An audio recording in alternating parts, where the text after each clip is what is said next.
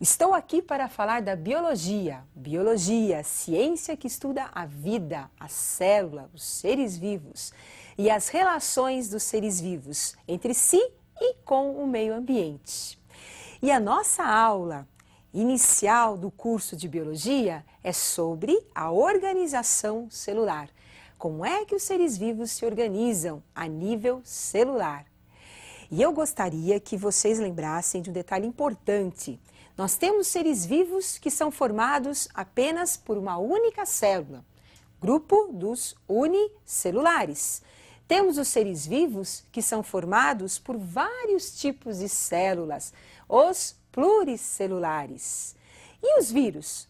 Onde nós vamos enquadrar os vírus? Onde nós vamos classificar os vírus? Os vírus apresentam uma estrutura acelular, como nós vamos estudar. E eu gostaria que vocês acompanhassem imagens de seres vivos. Temos aí a imagem dos vírus. Apresenta uma estrutura muito simples, um capsídeo envolvendo seu material genético, que é o DNA. Vírus é um ser vivo acelular, não apresenta uma célula verdadeira. Em seguida, protozoário, ser vivo unicelular. Esse protozoário apresenta um flagelo, uma estrutura responsável pela locomoção da célula.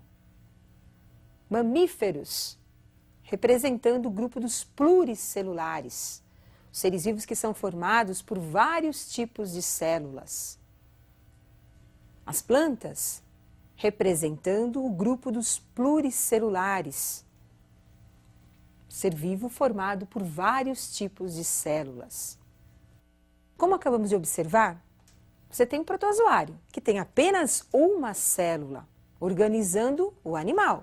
E você tem plantas e animais que são formados por vários tipos de células, né? Agora, a organização da célula é que é muito importante. E eu gostaria que você pensasse, qual a diferença entre uma célula bacteriana e uma célula animal? A bactéria é um ser procarionte, é um ser primitivo, apresenta uma célula procariótica, uma célula que ainda não está totalmente organizada. Célula animal, é uma célula eucariótica, do grupo dos eucariontes. É uma célula verdadeira, mais organizada. Acompanhe a estrutura de uma célula bacteriana. Temos aí um envoltório protegendo a célula bacteriana, a parede celular. Membrana plasmática, um envoltório mais interno. Além de proteção, permite as trocas entre a bactéria e o meio ambiente. Trocas de alimento, de água, de oxigênio. Região interna da célula bacteriana, nós temos o hialoplasma, porção do citoplasma onde nós vamos encontrar várias estruturas. Aparecendo os ribossomos, estrutura que pode ser encontrada de forma isolada na célula ou agrupada, como é o caso dos poliribossomos. Os ribossomos são responsáveis pela síntese proteica, produz as proteínas bacterianas.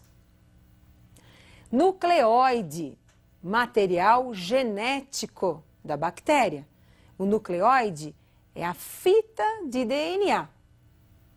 Essa fita, responsável pela hereditariedade, ela está no hialoplasma, na região também chamada citoplasma da bactéria. O nucleóide não apresenta envoltório nuclear. Guardem bem isso. Não apresenta envoltório nuclear. Então, a célula bacteriana, uma célula procariótica, apresenta a característica principal, a ausência de envoltório nuclear. O seu material genético é encontrado na região do citoplasma, na parte líquida do citoplasma, que nós chamamos também de hialoplasma. Hialoplasma é uma região amorfa, gelatinosa do citoplasma. É lá que fica o material genético da célula bacteriana. E além do material genético no citoplasma, nós também vamos encontrar os ribossomos, a única organela da bactéria, os ribossomos. Observe agora a estrutura de uma célula animal. Célula animal, uma célula eucariótica, dos eucariontes. Então temos aí agora o envoltório nuclear, a carioteca. Envoltório importante que protege o material genético, onde nós encontraremos os genes responsáveis pela nossa herança genética. Mitocôndrias, uma organela importante aparecendo na região citoplasmática da célula animal, responsável pela respiração celular. Mitocôndria é o pulmão da célula, produz energia. Retículo endoplasmático, uma rede de canais. Nós temos dois tipos de retículo endoplasmático, o liso e o rugoso. O que diferencia a estrutura do retículo endoplasmático liso do rugoso é a presença dos ribossomos, que são grânulos aderidos à membrana do retículo, responsável pela produção de proteínas da célula. Temos agora complexo de Golgi, responsável pelo armazenamento e secreção da célula. Substâncias que são produzidas são guardadas no complexo de Golgi e serão posteriormente secretadas. Centríolo, organela importante responsável pela formação do fuso celular durante a mitose, a divisão da célula. Lisossomo, organela responsável pela digestão intracelular. Partículas que penetram na célula e que deverão ser digeridas pelo lisossomo. Então percebam, eucarionte apresenta o envoltório nuclear, a carioteca, e também muitas organelas que são responsáveis por várias funções dentro da célula. Enquanto que no procarionte, na bactéria, nós só encontramos os ribossomos, como a organela responsável pela síntese das proteínas bacterianas. E os vírus? São seres acelulares, de uma estrutura muito simples. Vamos estudar agora os vírus. Estrutura viral. Capsídeo, envolvendo o material genético dos vírus. Material genético que pode ser DNA ou RNA. Responsável pela hereditariedade, pelas mutações que ocorrem nos vírus. Os vírus são acelulares, como nós acabamos de observar. Tem uma estrutura simples, material genético, DNA ou RNA. No caso do HIV, o vírus da AIDS, ele é considerado um retrovírus, porque ele apresenta RNA como material genético. Por que os vírus eles são considerados acelulares? Porque eles vão sempre depender de uma outra célula, tem uma estrutura muito simples. Se um vírus ele tem DNA, então nós vamos imaginar uma situação. DNA é o engenheiro de uma obra, o RNA é o operário desta obra. Então, se o vírus ele tem DNA, ele tem um engenheiro, falta o operário. Então, ele vai buscar o operário em uma célula que ele irá parasitar. Se o vírus tem o RNA, ele tem o operário, falta para ele o engenheiro. Então, o vírus vai parasitar uma outra célula para buscar o engenheiro.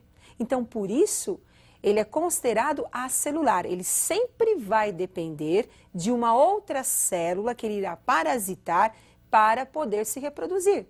Fora da célula, o vírus não tem capacidade de se reproduzir. Mas eu gostaria que vocês não esquecessem os principais pontos dessa aula. Então acompanhe uma tabela com um resumo dos principais pontos desta aula. Organização da estrutura celular dos seres vivos. Então nós temos celulares, procariontes e eucariontes. Procariontes, bactérias e cianobactérias, que vocês também conhecem como cianofícias, mas hoje nós usamos mais o termo cianobactérias. Eucariontes, protozoários, unicelulares, até o homem, incluindo, o grupo dos eucariontes, desde protozoário, algas, vegetais, até o homem. Acelulares, nós temos o grupo dos vírus. Não esqueçam esses detalhes que são importantes. Agora, para responder à pergunta inicial, quais as diferenças básicas entre uma célula procariótica, que é uma célula bacteriana, e uma célula animal, eu gostaria que vocês acompanhassem agora a resolução. Célula bacteriana apresenta a ausência da carioteca, membrana nuclear ou envoltório nuclear. Nós temos apenas a presença dos ribossomos e o material genético no citoplasma da célula bacteriana. Célula animal, presença da carioteca, que é o envoltório nuclear, e a presença de muitas organelas no citoplasma. Então não esqueçam, porque isso é muito importante. Bactérias e cianobactérias, procariontes. O resto dos seres vivos, exceto os vírus, são classificados como eucariontes. E eu aguardo vocês para a nossa próxima aula.